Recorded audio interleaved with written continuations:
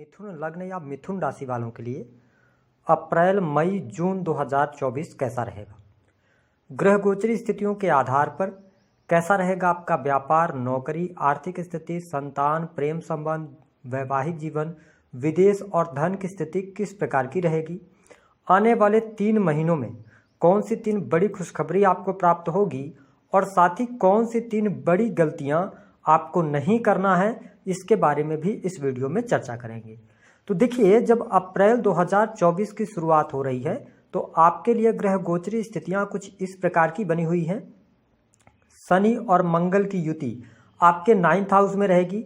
वही राहु, सूर्य और शुक्र की युति आपके 10वें भाव में रहेगी।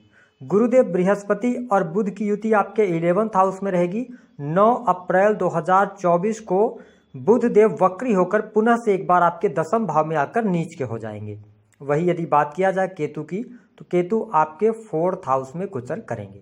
तो इन ग्रह गोचरी स्थितियों के आधार पर हमने आपके लिए बहुत ही महत्वपूर्ण राशिफल तैयार किया है। आइए जानते हैं कि आपका स्वास्थ्य कैसा रहेगा। देखिए, आपके जो प्रथम भाव के स्वामी हैं वो बनते हैं बुध देव। 1 तारीख से लेकर 9 अप्रैल तक ये आपके लाभ भाव में रहेंगे। उसके बाद ये राहु के साथ में रहेंगे। तो मिथुन लग्न और मिथुन राशि वालों को अगर हम पूरे अप्रैल के महीने में स्वास्थ्य की बात करें तो थोड़ा बहुत आपको स्वास्थ्य संबंधित समस्याओं का सामना करना पड़ सकता है।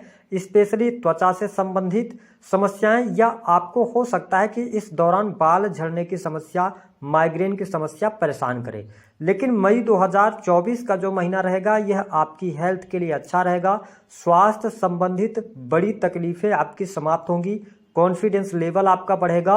और यदि हम बात करें तो जून का भी महीना आपके स्वास्थ्य के लिहाज से अच्छा रहने वाला है।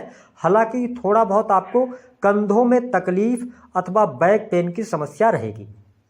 तो अगर हम ओवरऑल स्थिति की बात करें तो अप्रैल का महीना थोड़ा ज़्यादा सावधानी पूर्वक आप अपने स्वास्थ्य को लेकर चलिएगा। लेकिन उसके बाद आपके लिए समय मई और जून का हेल्थ वाइज अच्छा है। हाँ, वायरल चीज़ें थोड़ा बहुत हो सकती हैं क्योंकि आपके राशि के स्वामी बुधदेव बनते हैं। और जो मिथुन लग्न या मिथुन राशि वाले हैं इनको अपने खान पान पर नियंत्रण सदैव रखना चाहिए, क्योंकि थोड़ा सा पेट से आप कमज़ोर होते हैं, है ना। तो पाचन शक्ति आपकी थोड़ी सी प्रभावित तो हो सकती है, लेकिन चीज़ें बेहतर हैं। हम बात करते हैं कि इन 3 महीनों में आपके लिए भौतिक सुख सुविधाओं की स्थिति कैसी रहेगी। देखिए, आपके ऊपर न तो शनि की 7.5 न तो ढैया का प्रभाव है। स्पेशली आपको बता दें कि अप्रैल 2024 यह वह महीना होगा जो आपकी भविष्य की प्लानिंग के लिए बहुत अच्छा है। इन द सेंस, कहने का क्या है कि यदि आप कोई भी भूमि, भवन, वाहन से संबंधित कार्य करना चाहते हैं, आप कोई प्रॉपर्टी परचेज करना चाहते हैं, प्रॉपर्टी बेचना चाह रहे हैं, तो आप अप्रैल के महीने में वेट कीजिए। हालांकि योग आपके लिए बने हुए हैं क्योंकि आपके लग्नेश है बुध देव कन्या राशि को देख रहे हैं 10वें भाव में बैठकर 9 अप्रैल के बाद। लेकिन सबसे अच्छी बात यह रहेगी कि बृहस्पति का जैसे ही ट्रांजिट होगा 1 मई को, तो आपके लिए भौतिक सुख साधनों से जुड़ी हुई चीज़ों में ज़्यादा आसानी होगी। आप प्रॉपर्टी बेचना चाह रहे हैं तो उचित मूल्य आपको मिल जाएगा। प्रॉपर्टी से संबंधित कोई विवाद है तो वो विवाद भी समाप्त होंगे। मई और जून का महीना प्रॉपर्टी के लिहाज से आपके लिए अच्छा रहेगा।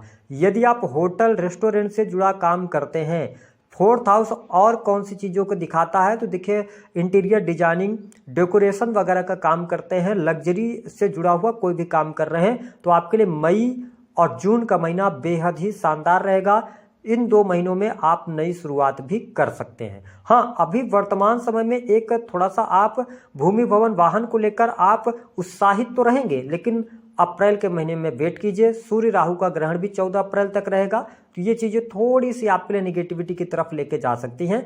इसलिए मई के महीने के लिए अच्छा रहेगा। माँ की हेल्थ को लेकर यदि परेशानी है, माँ के साथ आपके संबंध खराब हैं, तो मई 2024 से बेहतर होंगे।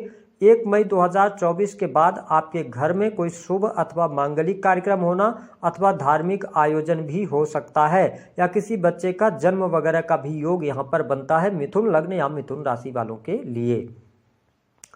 हम बात कर लेते हैं कि आपके लिए किस प्रकार की स्थिति रहेगी आपके दाम्पत्य जीवन की। तो देखिए, मिथुन राशि वालों, आपके 7वें भाव के जो स्वामी बनते हैं वो बनते हैं गुरुदेव बृहस्पति, और पूरे अप्रैल के महीने में ये आपके लाभ भाव में गोचर करेंगे। तो दाम्पत्य जीवन के लिहाज से समय अच्छा है। कोई बहुत ज़्यादा परेशानी वाली बात नहीं है, अप्रैल का महीना अच्छा रहेगा।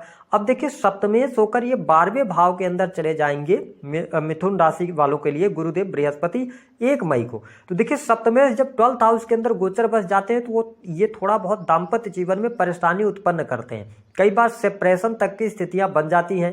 तो ये स्थितियों का सामना आपको 1 मई 2024 के बाद से करने को यह सामना करना पड़ेगा। स्पेशली आपको बता दें कि यदि आपकी पत्रिका में बृहस्पति की स्थिति खराब है और दशाएं आपकी अच्छी चल रही हैं तो आपको किसी भी प्रकार की समस्या दाम्पत्य जीवन में देखने को नहीं मिलेगी। आपका मई और जून का भी महीना दाम्पत्य जीवन के लिहाज से अच्छा रहेगा।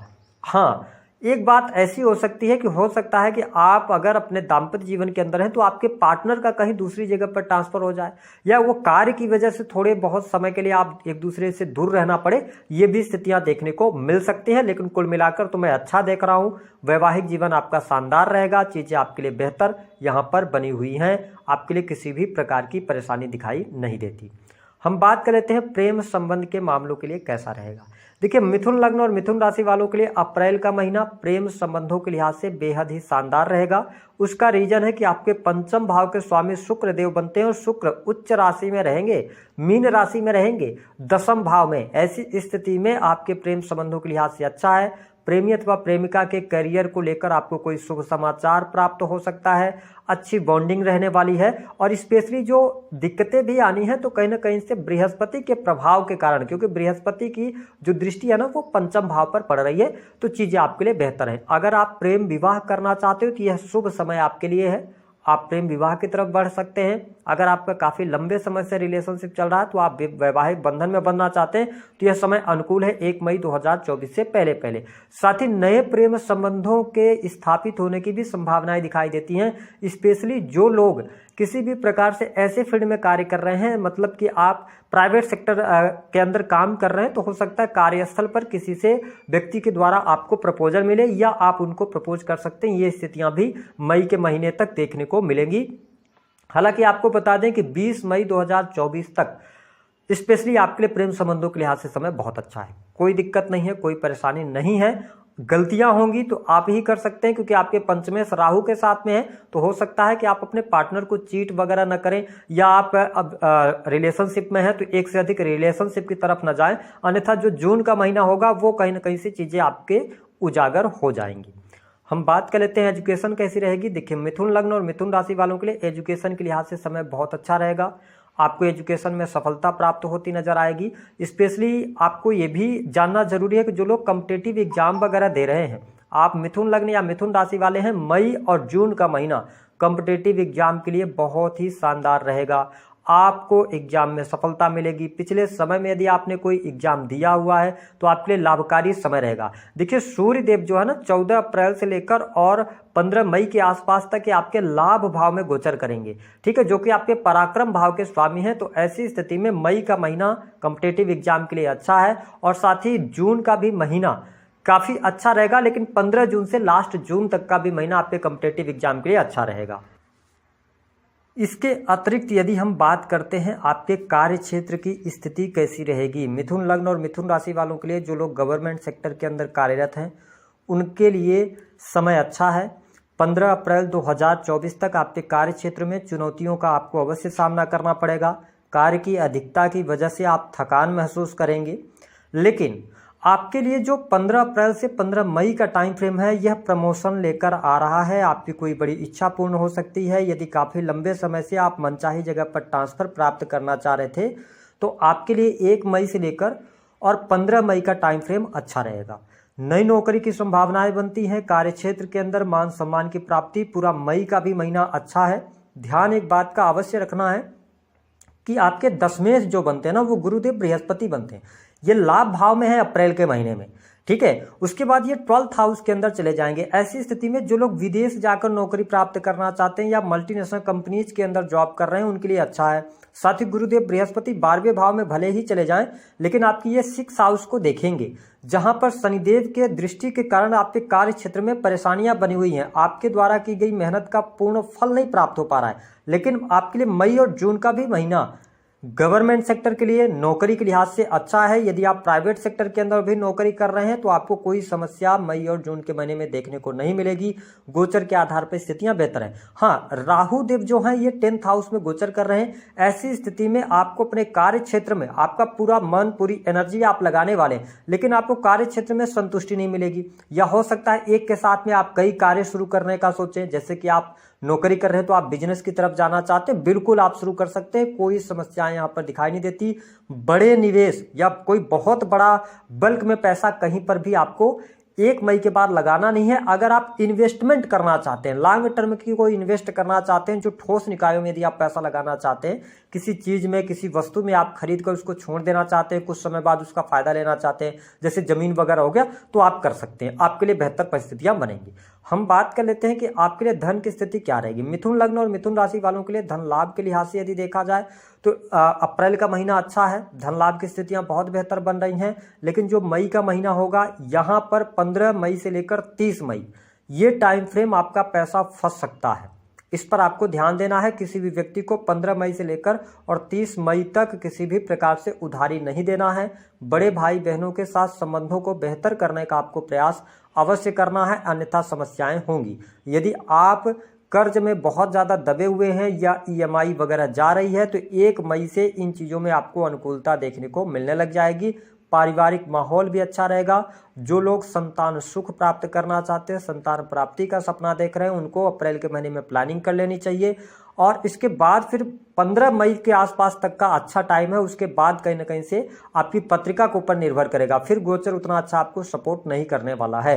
इसके साथ जो लोग research, data analysis, income tax officer या इसके अतिरिक्त अकल्ट के अंदर जुड़े हुए हैं, फैक्ट्री, इंडस्ट्री, उद्योग चलाते हैं, तेजी नहीं मिल पा रही है, आपको 1 मई के बाद तेजी देखने को मिलेगी। जो समस्याएं, कोई भी हिडन सीक्रेट्स या हिडन समस्याएं भी आपके जीवन में चल रही तो उन तमाम समस्याओं से आपको पार पाने का अवसर प्राप्त होगा। 9th हाउस में शनि मंगल बैठे हुए हैं। ऐसी स्थिति में विदेश यात्रा के योग दिखाई देते हैं। विदेश से धन लाभ होगा। पिता पुत्र के संबंधों में दिक्कतों का सामना करना पड़ेगा। अब हम बात कर लेते हैं कि जो मिथुन लग्न या मिथुन राशि वाले हैं, कौन सी 3 बड़ी खुशखबरी प्राप्त होने वाली है। सबसे अच्छी बात यह है कि आपके लिए गुरुदेव बृहस्पति का ट्रांजिट भाग्योदय लेकर आने वाला है, जिसके परिणाम स्वरूप आपको नई नौकरी की संभावनाएं, पद प्रतिष्ठा की प्राप्ति, मान सम्मान की प्राप्ति, और अगर आपके पास जॉब नहीं है तो आपको उसका योग बनेगा। दूसरी जो बड़ी खुशखबरी होगी, आपका पारिवारिक माहौल अब बहुत अच्छा होने जा रहा है। परिवार में खुशहाली का माहौल रहेगा। प्रॉपर्टी के योग, सुख साधनों में वृद्धि, वाहन, भूमि का सुख आपको प्राप्त होगा। तीसरी जो स्थिति बनेगी वह बेहतर रहेगी। जो लोग डाटा एनालिसिस वगैरह का काम करते हैं, बहुत अच्छा प्रदर्शन करने में आप सफल होंगे और विदेश से आपको धन की प्राप्ति, शुभ अथवा मांगलिक कार्यक्रमों में आपके खर्चे होंगे। तो ये चीज़ें बेहतर हैं। अब हम बात कर लेते हैं 3 बड़ी गलतियां क्या आपको नहीं करनी है। मिथुन लग्न और मिथुन राशि वालों, सबसे पहली बात कि यदि आप सोशल सर्कल से जुड़े हुए हैं, सोशल मीडिया वगैरह पे काम करते हैं, है ना, या आप किसी भी प्रकार से क्रिएटिव फील्ड के अंदर है, स्क्रिप्ट राइटिंग का काम हो गया, सेल्स, मार्केटिंग, इन चीज़ों से जुड़े हैं, तो आप किसी भी व्यक्ति से ओवर कमिटमेंट नहीं कीजिएगा, उसमें आप फंस जाएंगे। दूसरी स्थिति कि छोटे भाई बहनों के साथ में, बड़े भाई बहनों के साथ में संबंधों पर ध्यान रखना होगा। ठीक है। तीसरी स्थिति यह है कि आप अपने पैसे को संभाल कर रखिएगा। स्पेशली अगर आप मान लीजिए राजनीतिक क्षेत्र से जुड़ा रखते हैं या ऐसे किसी फील्ड में है जो कि प्रवक्ता वगैरह का काम करते हैं, बोलने का काम करते हैं, जिसमें आपकी वाणी को तोड़ मरोड़ कर पेश किया जा सकता है, तो आप इन चीज़ों में वाणी पर संयमित रहिएगा, क्योंकि 2nd हाउस पर राहु की दृष्टि है, वहां पर कर्क राशि आती है और आप अपने पैसे को ऐसी जगह पर शेयर मार्केट वगैरह में बहुत ज़्यादा नहीं लगाइएगा। उसके लिए अभी समय आपके लिए उपयुक्त नहीं रहेगा। उपाय क्या करना है? उपाय के तौर पर भगवान गणेश की आराधना करें। धन लाभ नहीं हो रहा है तो आप हनुमान जी की उपासना करें। अगर आपके जीवन में कोई मैरिटल लाइफ को लेकर समस्या चल रही है तो नहाने के पानी में हल्दी डालकर नहाना शुरू करें, तो चीज़ें बेहतर होंगी। तो दी गई जानकारी